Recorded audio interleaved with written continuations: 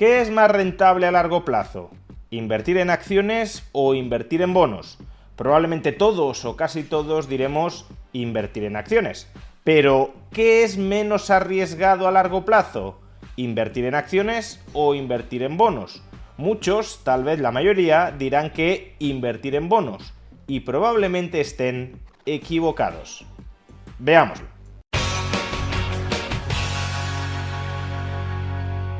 Hoy vamos a continuar con la serie sobre finanzas personales, apadrinada por Freedom24, y que desarrollamos a partir de la colección de libros de Wiley, The Little Book That.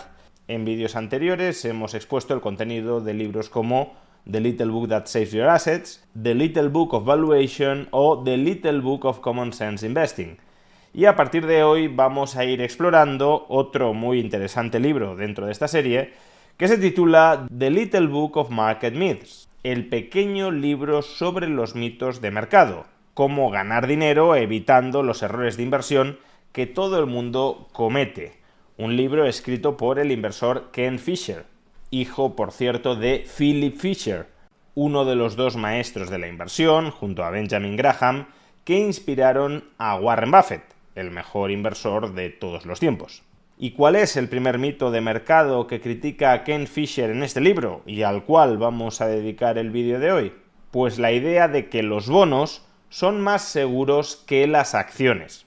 Un bono es un título de renta fija, es decir, una deuda emitida por la empresa que le promete pagar a su titular unas cantidades fijas de dinero en distintos momentos del tiempo, en concepto de intereses y de devolución del principal.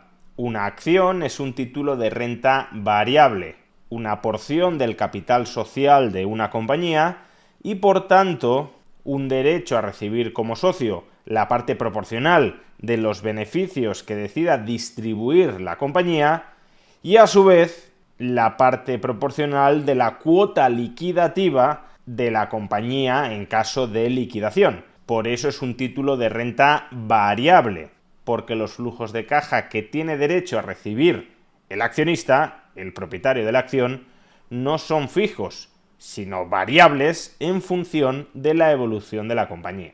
Pues bien, la sabiduría convencional nos dice que las acciones, en general, en términos promedio y a largo plazo, son mucho más rentables que los bonos. Por ejemplo, históricamente, la rentabilidad promedio anual durante periodos de 5 años ha sido, en el caso del Standard & Poor's 500, del 10,2%. Es decir, que cogiendo aleatoriamente cualquier lustro a lo largo de la historia, en promedio, durante ese lustro se ha obtenido una rentabilidad antes de inflación del 10,2% al año en el Standard & Poor's 500, el principal índice bursátil estadounidense. En cambio, cuando acudimos al caso de los bonos, y más en concreto en esta métrica a la deuda pública estadounidense a 10 años, la rentabilidad promedio anual en periodos de 5 años ha sido del 5,1% antes de inflación. Es decir que, en términos generales, el Standard & Poor's 500 ha proporcionado una rentabilidad anual que duplica la de la deuda pública estatal a 10 años. Esto es algo esencialmente correcto y que desde luego Ken Fisher no niega. Sin embargo, la segunda pata de esta sabiduría convencional sí resulta para Ken Fisher más controvertida. Y es que en principio, cuando calculamos la volatilidad de estos activos, aproximada a través de su desviación típica, veremos que la desviación típica del Standard & Poor's 500 en promedio durante periodos de 5 años es del 8,3%. Y la de los bonos, la de la deuda pública estadounidense a 10 años, es del 3,9%. ¿Esto qué significa? Pues que en la mayoría de los años la rentabilidad anual del Standard & Poor's 500 estará 8,3 puntos por encima u 8,3 puntos por debajo de su promedio.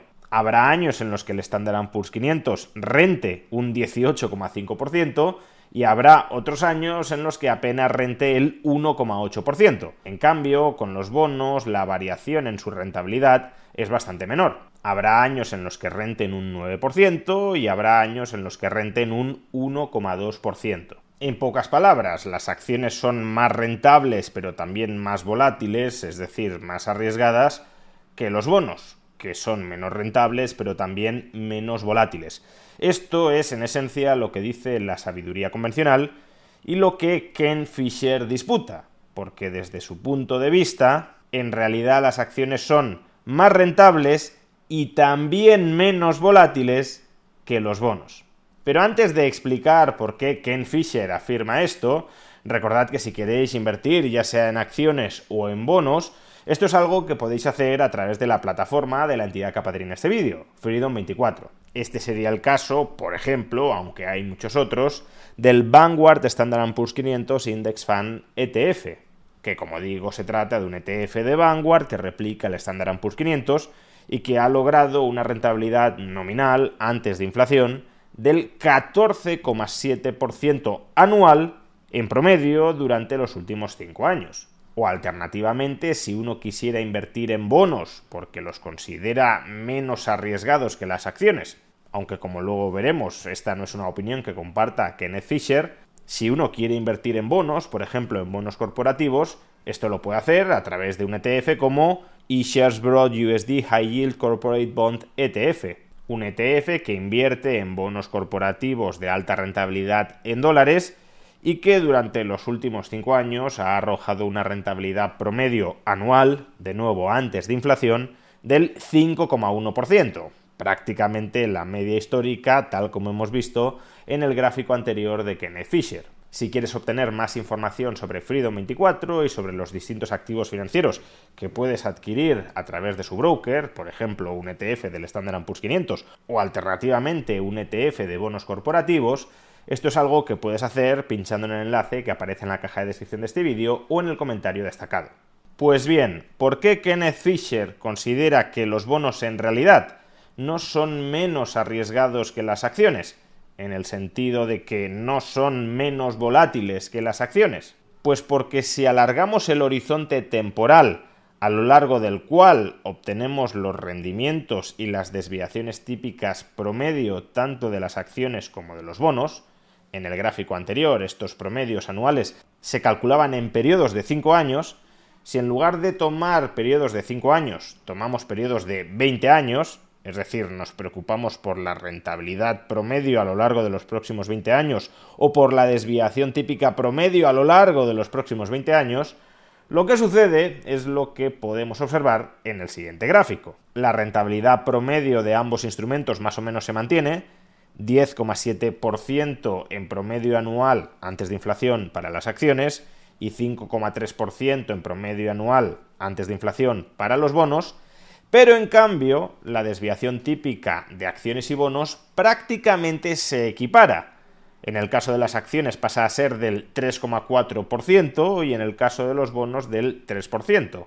Es decir, esencialmente la misma.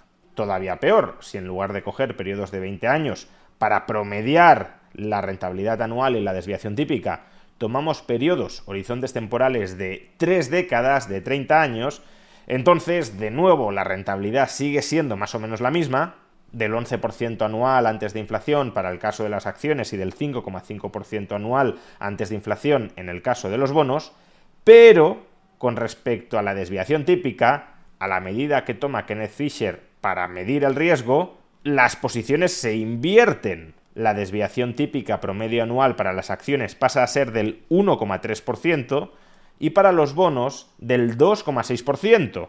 Es decir, que a 30 años vista, los bonos, y además no cualquier bono, la deuda pública estadounidense a 10 años, se vuelve el doble de volátil que las acciones. Por eso, dice Kenneth Fisher, para el inversor a largo plazo, a muy largo plazo, las acciones son tanto más rentables cuanto menos arriesgadas que los bonos. Es decir, que si el inversor a largo plazo solo se plantea invertir o en acciones o en bonos, según Kenneth Fisher debería ir de cabeza a las acciones.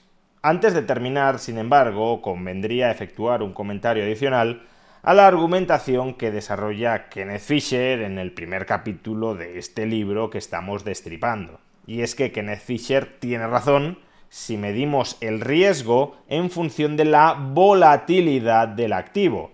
Sin embargo, también existe otra forma de entender el riesgo, que es la probabilidad de pérdida irrecuperable, que tanto en las acciones como en los bonos suele estar muy asociada al riesgo de contraparte.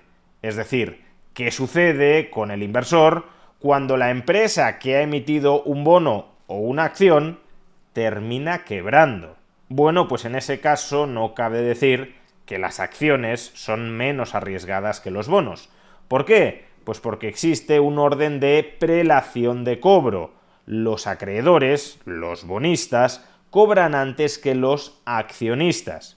En un concurso se venden todos los activos de la empresa y con lo que se obtiene vendiendo todos los activos de la empresa, se paga en primer lugar a los bonistas. Y solo si sobra dinero después de pagar a los bonistas, se paga algo, la cuota liquidativa, a los accionistas. Por tanto, si el bonista se queda sin cobrar, el accionista seguro que también se queda sin cobrar. No así al revés. Si el accionista se queda sin cobrar, no necesariamente el bonista se queda sin cobrar. Y por eso, desde una perspectiva de riesgo de contraparte, de riesgo de impago, las acciones siguen siendo, por definición, más arriesgadas que los bonos, al menos claro, ceteris paribus. Es decir, el bono de una empresa tiene menos riesgo de impago que una acción de esa misma empresa, lo cual no significa que no pueda haber acciones de empresas muy seguras y muy confiables que tengan menor riesgo de impago que los bonos de otras empresas menos seguras o confiables. Pero como categoría de activo, el bono sí tiene menor riesgo de impago que la acción como categoría de activo. Y por eso, si uno quiere minimizar el riesgo entendido como volatilidad del activo a largo plazo, tiene pleno sentido lo que sugiere Kenneth Fisher. No inviertas en bonos, invierte en acciones.